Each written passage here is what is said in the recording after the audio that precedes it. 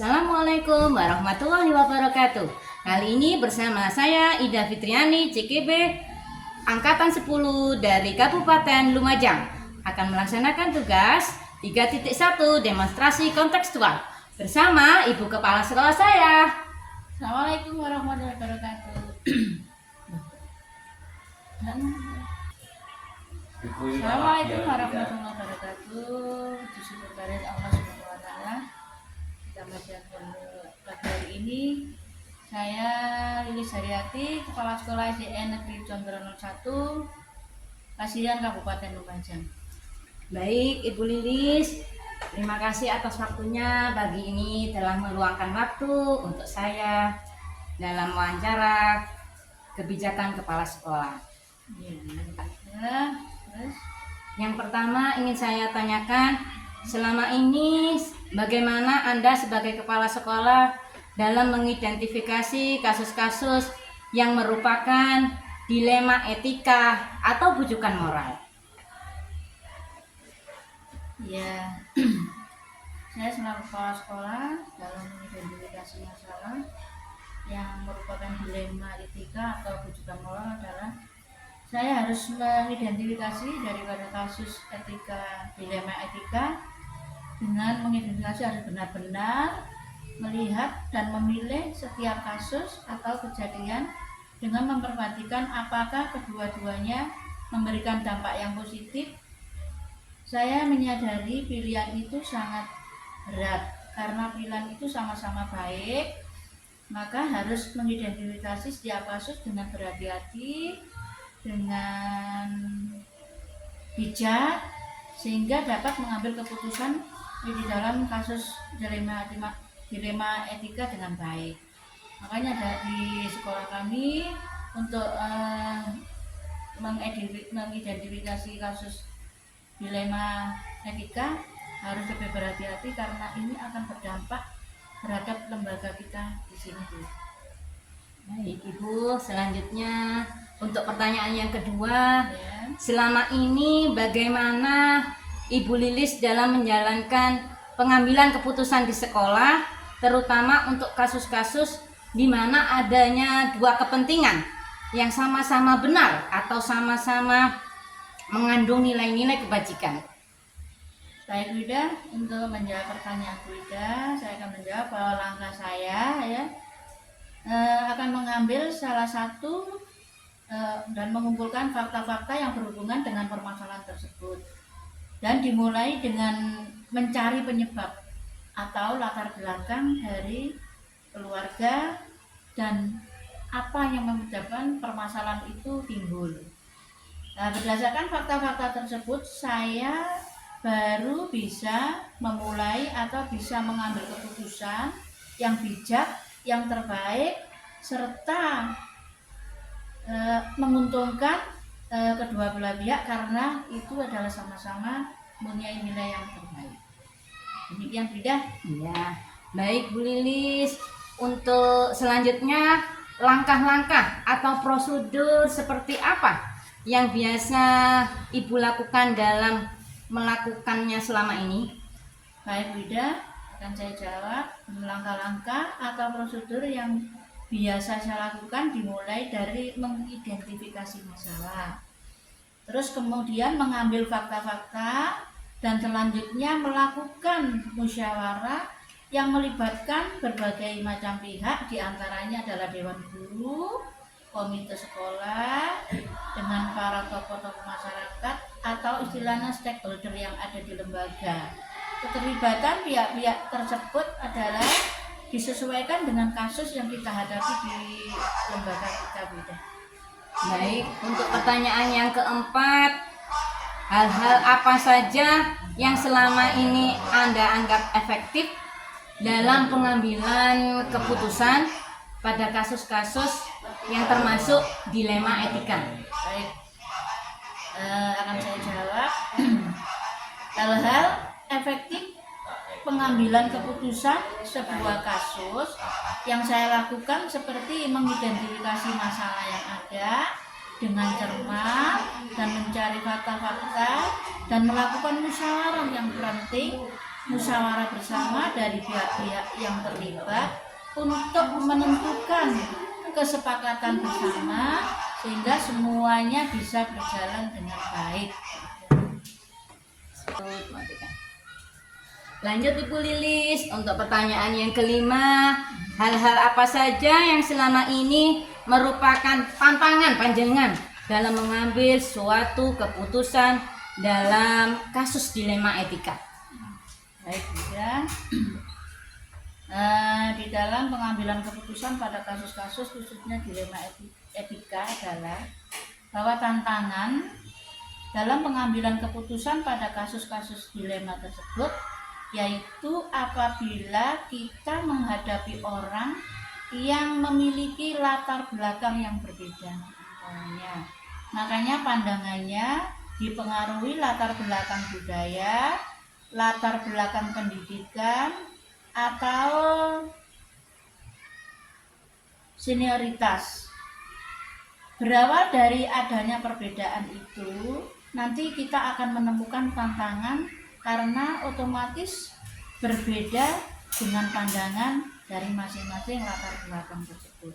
Akibatnya, dalam pengambilan keputusan menjadi lebih alot dan membingungkan atau lebih sulit dan membingungkan karena sebenarnya kedua sudah benar dan tidak ada yang dirugikan. Demikian tidak. Sangat bijak sekali Bu Lilis. Untuk selanjutnya yang nomor 6, apakah dalam Ibu mengambil sebuah tata cara atau jadwal tertentu dalam sebuah menyelesaikan kasus dilema etika, apakah Anda langsung menyelesaikannya di waktu itu, waktu yang cepat, secepatnya? Baik, ya. Sebenarnya dalam menyelesaikan masalah ini itu istilahnya lebih cepat lebih baik, ya. Baik, saya dalam menyelesaikan satu permasalahan dilema etika tidak pernah menjadwalkan waktunya kapan. Karena memang namanya suatu permasalahan dilema etika tidak datang sewaktu-waktu dan bukan atau tidak direncanakan sebelumnya. Artinya dalam menyelesaikan masalah itu pada saat muncul masalah dilema etika langsung kita selesaikan saat itu juga, karena istilahnya semakin cepat menyelesaikan masalah akan semakin membaik. Jadi tidak mengulur-ulur waktu apabila ada permasalahan yang ada di sekolah. Meskipun memang saat itu memang saat itunya bukan pada hari yang sama, tetapi secepatnya kita mencari jalan keluar keputusan untuk menjadikan satu pilihan yang tepat di dalam menyelesaikan suatu masalah di suatu lembaga. Oh, sangat bijak sekali Bu Lilis. Artinya ketika ada kita mengalami kasus cepat diselesaikan. Seperti dengan berobat ketika kita sakit, kita secepatnya harus berobat biar sembuh ya. Selanjutnya untuk pertanyaan nomor 7 Bu Lilis, ya. Adakah seseorang atau faktor-faktor yang selama ini mempermudah Anda dalam mengambil keputusan dalam kasus-kasus dilema etika? Ya, tidak. Dalam pengambilan keputusan khususnya kasus dilema etika itu ada faktor yang membantu dan mempermudah pengambilan keputusan, antara lain adalah stakeholder yang ada di sekolahan, misalnya dewan guru yang terlibat dengan kasus dilema tersebut. Orang tua juga, kemudian para tokoh masyarakat yang memang ada hubungannya atau menjadi salah satu partner daripada sekolah, contohnya komite partner kita dengan lembaga. Tidak menutup kemungkinan melakukan sharing dengan pihak yayasan dan lain sebagainya yang punya kepentingan untuk menangani kasus masalah ini.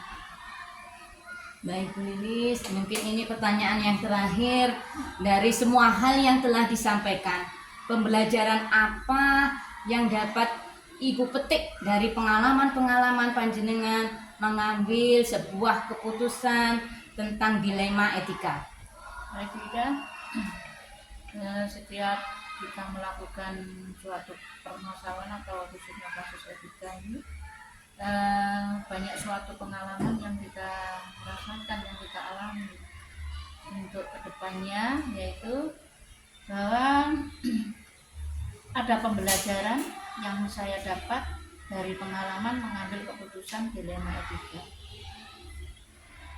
Dalam hal ini adalah kita akan mengutamakan musyawarah untuk mufakat dalam penyelesaian kasus dilema etika, dan untuk mencapai keputusan yang terbaik. Tidak ada yang dirugikan dalam hal ini. Harapannya tidak ada keputusan kita yang sudah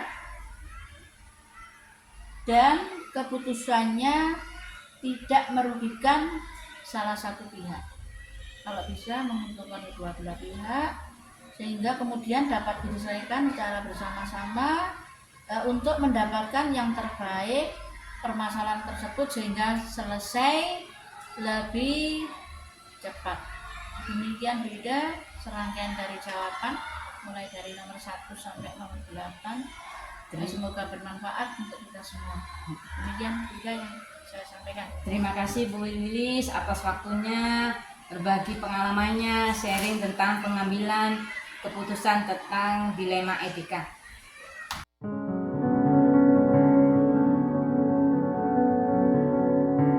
Assalamualaikum warahmatullahi wabarakatuh.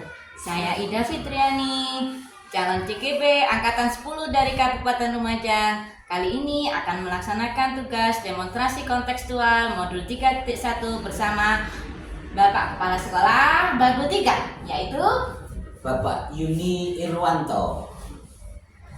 Baik Bapak Yuni, sebelumnya saya terima kasih atas waktunya, kesempatannya memberikan melakukan wawancara terkait dilema etika. Untuk yang pertama, apakah selama ini Bapak dalam mengidentifikasi kasus-kasus yang merupakan dilema etika atau bujukan moral? Dilema etika atau kasus-kasus terkait dengan bujukan moral itu memang datangnya tidak pernah kita duga. Ini semacam bola liar yang memang kadang-kadang harus kita terima sebagai seorang kepala sekolah. Dilema etika ini tentunya adalah permasalahan-permasalahan yang sebenarnya membutuhkan keputusan yang betul-betul elegan, karena bagaimanapun juga dilema etika ini dibutuhkan oleh kepala sekolah untuk mendapatkan keputusan yang terbaik. Kalau Mbak Ida tadi bertanya terkait bagaimana apakah pernah mengidentifikasi, tentunya kami sering melakukan identifikasi terkait kasus-kasus dilema etika.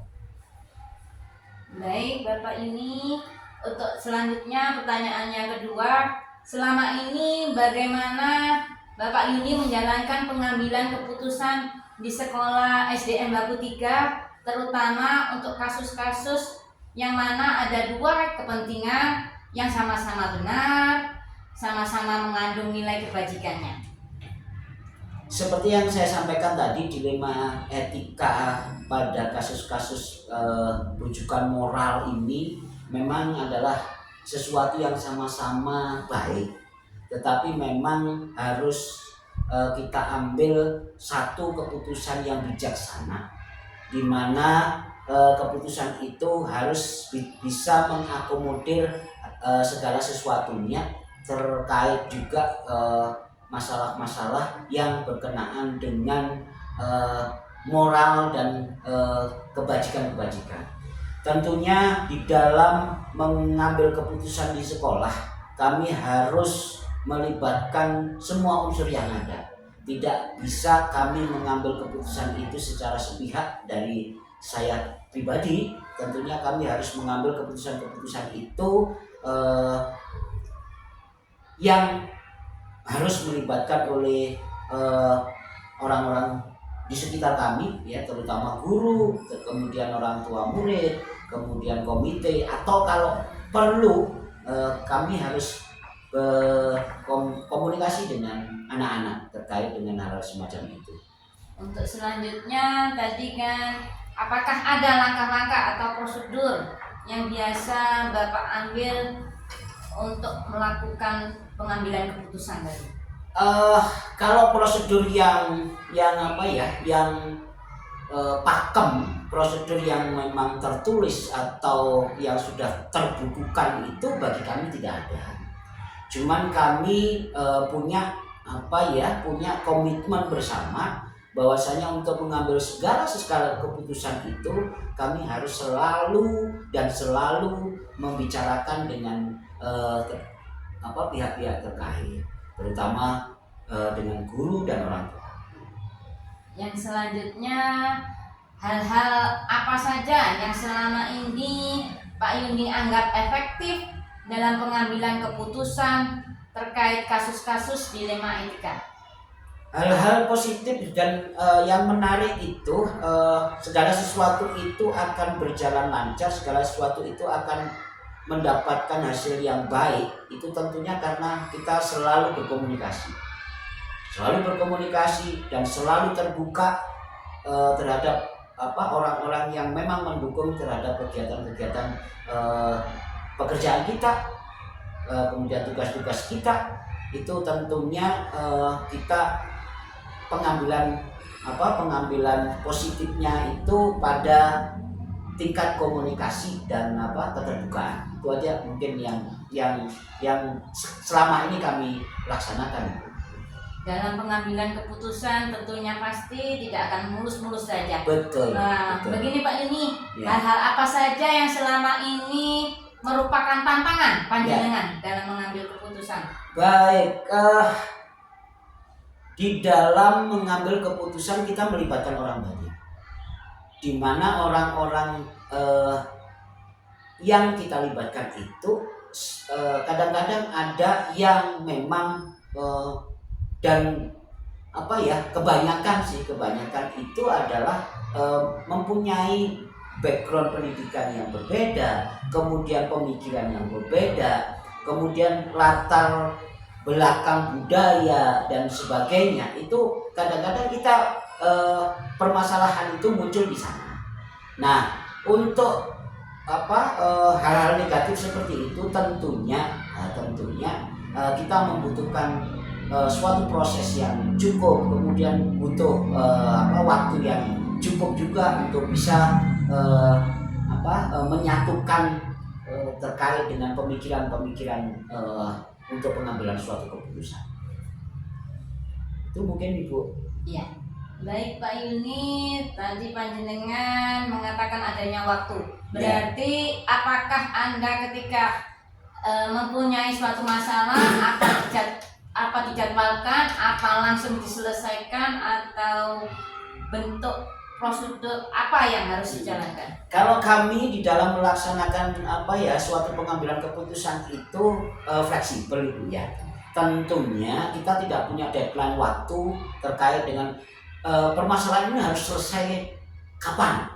Tetapi prinsip kami itu mengusahakan setiap permasalahan itu diselesaikan secara cepat. Kalau misalnya bisa diselesaikan dalam 1 hari, ya kita selesaikan dalam 1 hari. Kalau tidak bisa kita selesaikan dalam waktu dekat, ya mungkin kita masih butuh proses untuk mengambil keputusan di hari-hari selanjutnya. Jadi kami fleksibel saja. Terus selanjutnya Pak, adakah seseorang atau faktor-faktor yang selama ini mempermudah panjenengan Bapak Yuni dalam mengambil keputusan dalam kasus-kasus dilema etika? Tentunya orang-orang terdekat kamilah yang selalu membuat kami itu lebih punya kekuatan, kami lebih punya energi itu karena adanya orang-orang terdekat kami yang selalu membantu pekerjaan. Jadi kalau misalnya dengan tanya siapakah orang-orang itu, tentunya kami bekerja di sini adalah dengan Bapak Ibu guru, kemudian dengan anak-anak atau dengan tenaga kependidikan yang ada di sini. Itu adalah modal kami untuk mengambil keputusan-keputusan terkait dilema etika. Baik Mbak Yuni, untuk pertanyaan yang terakhir, dari semua hal yang telah disampaikan, pembelajaran apa yang dapat Anda petik dari pengalaman Anda mengambil keputusan dilema etika? Ya, pengalaman-pengalaman baik yang mungkin saya dapat ya dari dilema etika ini, satu, alangkah indahnya suatu keputusan itu adalah hasil dari sebuah keputusan bersama. Itu adalah pengalaman yang sangat-sangat baik, yang sangat-sangat bagus di dalam kegiatan ini. Yang kedua, tentunya dari pembelajaran dilema ITK ini ada satu poin penting juga yang kami dapat adalah terkait dengan komunikasi. Jadi kami bisa berkomunikasi dengan lancar, dengan baik. Itu adalah modal kami untuk mengambil suatu keputusan dilema ITK. Mungkin itu Ibu yang bisa saya sampaikan. Terima kasih Pak Yuni atas waktunya dan kesempatannya. Sama-sama. Saya sampaikan banyak-banyak terima kasih. Wassalamualaikum. Assalamualaikum Pak Arif. Waalaikumsalam Bu Ida. Selamat siang. Selamat siang juga. Bagaimana kabar Pak Arif hari ini? Alhamdulillah sehat walafiat Bu Ida. Bagaimana dengan Bu Ida sendiri? Alhamdulillah saya juga sehat Pak Arif. Maaf menyita waktunya Pak Arif. Ini terkait tugas saya sebagai JKP Angkatan 10, yaitu 3.1 tentang pengambilan keputusan. Pak Arif sebagai kepala sekolah tentu punya banyak pengalaman tentang pengambilan keputusan. Monggo Bu Ida, jika memang ada yang bisa saya bantu, tentunya sesuai dengan pengalaman yang pernah saya alami.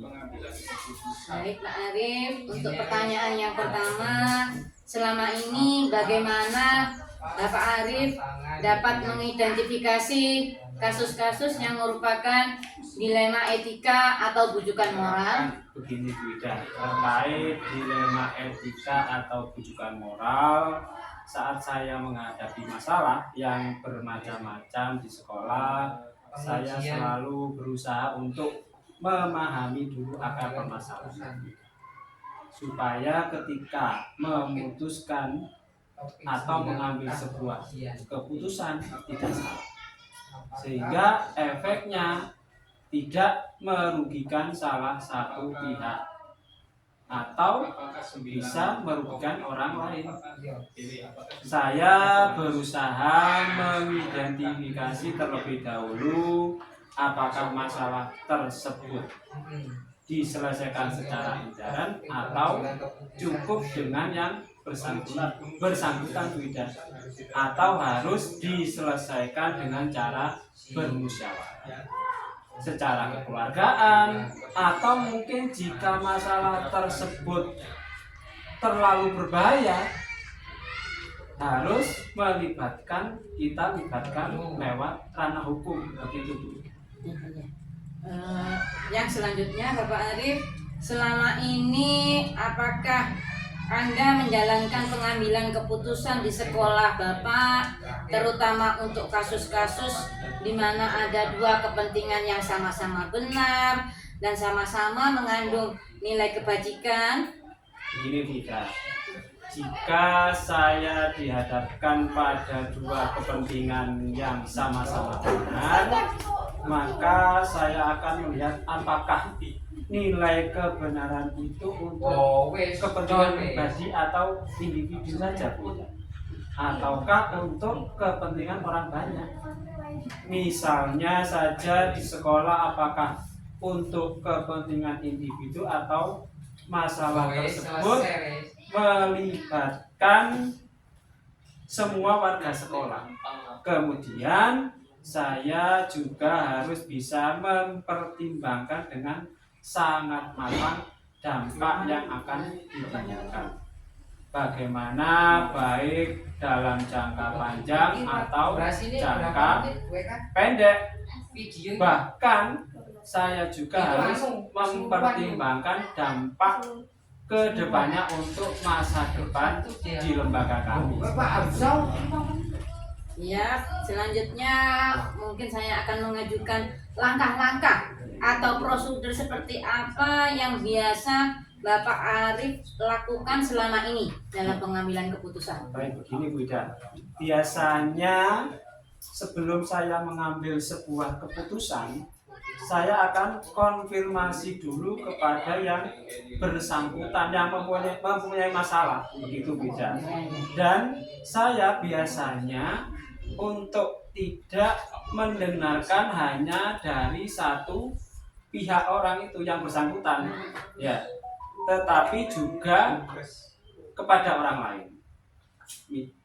Misalnya ketika saya mendengar kasus murid di sekolah saya, Bu Ida. Iya. Contohnya jika ada murid itu sering datang terlambat datang ke sekolah. Untuk pertanyaan selanjutnya, langkah-langkah atau prosedur seperti apa yang telah Bapak tempuh dalam pengambilan keputusan yang selama ini? Ya, begini Bu Ida. Biasanya sebelum saya mengambil sebuah keputusan, saya akan konfirmasi terlebih dahulu kepada yang bersangkutan, yang mempunyai masalah Bu Ida, seperti itu. Dan saya biasanya tidak mendengarkan hanya dari satu orang saja, tetapi juga dari orang lain. Misalnya ketika saya mendengarkan kasus murid di sekolah saya, contohnya jika ada murid yang sering datang terlambat ke sekolah, tentunya yang pertama yang saya tanyakan adalah kepada yang bersangkutan yang terlambat itu Bu Ida. Oh ya, siswanya ya Pak ya. Siswanya. Selanjutnya saya berusaha menanyakan lagi kepada teman terdekatnya, atau bisa jadi ke teman satu kelasnya. Oh ya. Setelah itu tentunya kepada wali kelasnya, seperti itu Bu Ida. Ya. Sehingga saya mendapat gambaran yang jelas tentang kejelasan kronologi dari permasalahannya. Jika belum ada kejelasan yang dirasa kurang akurat atau kurang detail tentang apa permasalahannya dia terlambat, baru saya akan melangkah ke ranah pemanggilan orang tuanya, gitu. Menanyakan kesehariannya di rumah, dan akhirnya dari data-data itu yang saya kumpulkan baru saya bisa mengambil sebuah keputusan, begitu. Langkah yang sangat panjang berarti Ya, Pak Arif betul, ya. betul. Untuk selanjutnya, hal-hal apa yang selama ini Pak Arif anggap efektif dalam pengambilan keputusan pada kasus-kasus dilema etika? Ya, begini Bu Ida. Dari setiap permasalahannya pasti saya akan melihat dulu apa yang menjadi akar permasalahannya. Kemudian bertanya kepada pihak yang terkait. Kemudian saya juga berdiskusi dengan orang lain, entah itu dengan dewan guru atau dengan rekan sejawat, untuk selanjutnya berpikir objektif untuk membuat sebuah keputusan. Tuh. Ya. Untuk pertanyaan selanjutnya Ya, Pak Arif, hal-hal apa saja yang selama ini merupakan tantangan bagi panjenengan ketika mengambil keputusan yang terkait dilema etika? Gini Bu Ida, tantangan yang terberat yang saya hadapi selama ini jika dihadapkan keputusan yang menyangkut banyak pihak, gitu Bu Ida. Pasti apa yang diputuskan tidak akan membuat semua pihak merasa puas, begitu Bu Ida. Pasti ada yang tidak suka, ya itu. Tapi kita jangan sampai gentar Bu Ida. Selama keputusan yang kita buat lebih kepada menyangkut kepentingan banyak pihak, benar dan dapat dipertanggungjawabkan. Jadi tantangannya terberatnya justru ada pihak-pihak yang tidak suka atau kurang bisa menerima keputusan yang kita ambil. Itu Bu Ida. Oh iya. Selanjutnya, apakah Bapak Arif selama ini sebagai kepala sekolah mempunyai jadwal tertentu dalam sebuah penyelesaian kasus dilema etika? Apakah harus sekarang? Apakah secepatnya? Atau mungkin bentuk atau prosedurnya seperti apa? Gini Bu Ida, Iya. selama ini tidak ada jadwal khusus untuk menyelesaikan sebuah kasus atau permasalahan yang tidak. Yang bisa setiap saat muncul, kalau masalahnya tergolong kecil atau sepele, ya harus saat itu kita selesaikan Bu Ida. Dan saat itu pula dibuat keputusan tanpa harus menunda-nunda lagi. Lain lagi jika masalah yang muncul tergolong dalam masalah yang cukup berat Bu Ida. Kemudian masalah tersebut melibatkan banyak pihak. Tentu tidak bisa diselesaikan pada hari itu juga.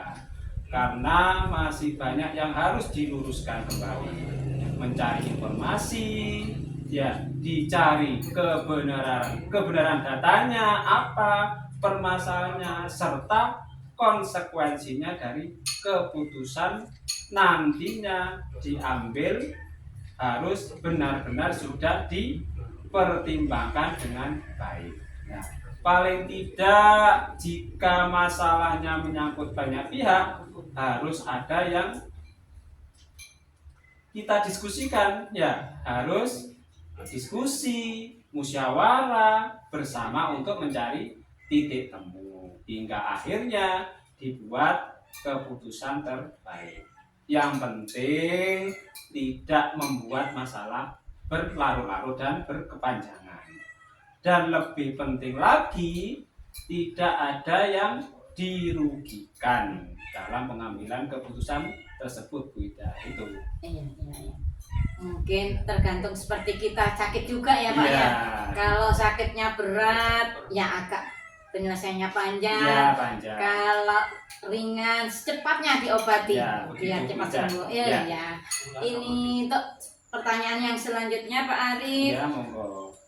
Adakah seseorang atau faktor-faktor yang selama ini mempermudah, membantu panjenengan Bapak Arif dalam mengambil keputusan dalam kasus-kasus dilema etika? Ya, begini Bu Ida. Ketika saya dihadapkan pada atau dilema etika, biasanya saya akan meminta pertimbangan atau berdiskusi dengan pengawas sekolah Bu Ida. Itu jika kaitannya dengan kedinasan, kemudian dengan ketua komite sekolah, dan tentunya tidak kalah penting harus berdiskusi dengan teman-teman guru di lembaga. Jika masalah itu atau masalah dilema etika yang muncul berhubungan dengan peserta didik kita. Jadi ada kalanya dilema etika itu jika hanya menyangkut masalah kecil dan bisa selesaikan secara langsung, bisa kita putuskan. Tapi jika sudah melibatkan banyak pihak, otomatis saya harus mengambil sebuah keputusan setelah musyawarah atau diskusi gitu. Untuk pertanyaan yang terakhir mungkin Bapak Arif, Ya, monggo. dari semua hal yang tadi panjenengan sampaikan, pembelajaran apa yang Bapak Arif dapat petik dari pengalaman Anda mengambil keputusan dilema etika? Ya, baik Buddha, begini.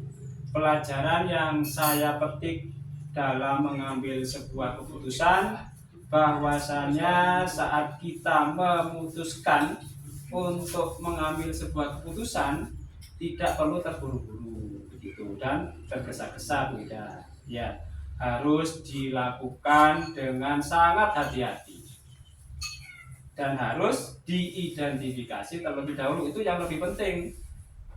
Ini masalahnya apa, kemudian baru mengambil keputusan. Dan tentunya kita bisa berkolaborasi dengan pihak lain yang kita rasa bisa membantu mengatasi permasalahannya yang kita hadapi. Saya rasa cukup sekian Pak Arif, wawancara kita kali ini. Terima kasih atas waktunya, curah pendapatnya. Saya akhiri. Ya, Selamat bertugas lagi. Ya, Assalamualaikum Pak Arif.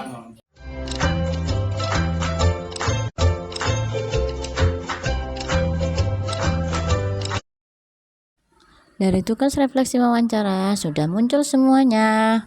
Terima kasih. Wassalamualaikum warahmatullahi wabarakatuh.